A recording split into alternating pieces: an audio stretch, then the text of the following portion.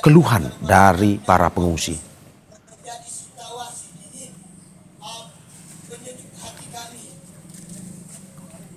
Dan untuk selanjutnya, saudara, kita akan bahas bersama Kepala Pusat Data Informasi dan Kebencanaan BNPB, Abdul Muhari. Pak Muhari, selamat pagi.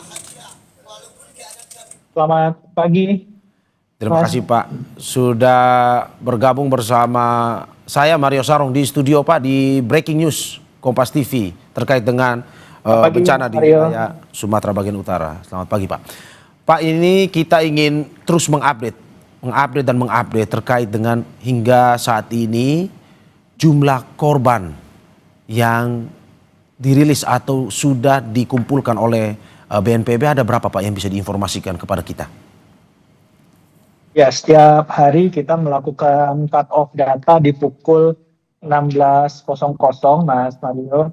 Per hari kemarin, Rabu 3 Desember 2025 pukul 16.00 itu data kami yang sudah divalidasi dan diverifikasi dengan pemerintah daerah.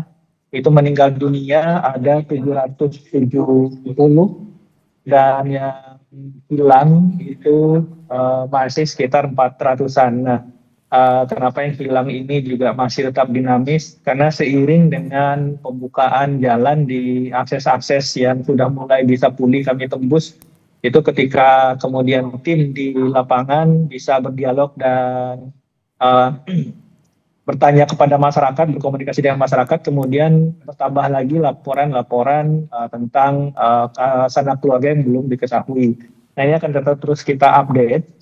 Yang perlu saya sampaikan, Mas Mario, bahwa untuk kegiatan operasi SAR pencarian dan pertolongan ini, memang tim gabungan di lapangan sudah bekerja lebih dari 1 minggu dan tentu saja ini secara kondisi fisik juga harus dilakukan penebalan dan pergeseran atau pergantian personil.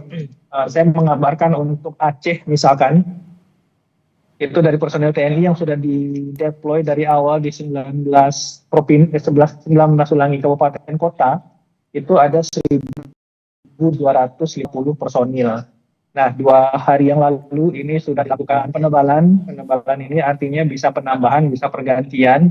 Itu sebanyak 7 SSK atau sebanyak lebih kurang 700 personil. Itu khusus di beberapa kabupaten yang memang membutuhkan penambahan personil dan masih merupakan kabupaten prioritas seperti Aceh Tengah, Gayo, Benar Meriah, dan Aceh Tamiang. Nah, ini sudah dilakukan deployment personil supaya kita harapkan upaya-upaya pencarian ini meskipun sudah masuk pada minggu kedua, ini masih tetap optimal.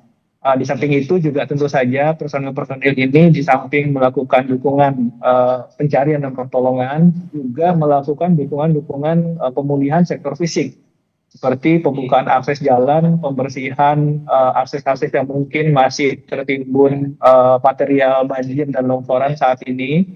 Dan alhamdulillah hingga minggu kedua ini dukungan operasi modifikasi cuaca itu bisa sangat-sangat membantu sehingga hingga minggu kedua ini kita masih tetap cuaca cerah, sehingga ini sangat mendukung untuk operasi tim darat secara maksimal, Mas Mario. Oke, Pak, saya ulangi lagi untuk mempertegas saja, Pak Muhari, bahwa hingga pagi hari ini 770 yang meninggal dan 400 yang hilang ya Pak ya?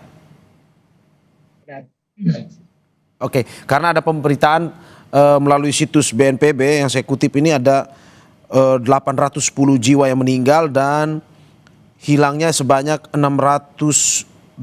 Ini perbedaan data ini seperti apa Pak? Apa bisa dijelaskan data yang bisa kita pakai? Karena ini diambil juga dari situs resmi BNPB. Benar, Mas Mario. Jadi dashboard yang kita buka itu secara online, secara real time terhubung dengan pusdalop kami di daerah. Tetapi setiap sore pada pukul 3 hingga pukul 4 itu kita melakukan cross check dan validasi data untuk menghindari duplikasi pencatatan.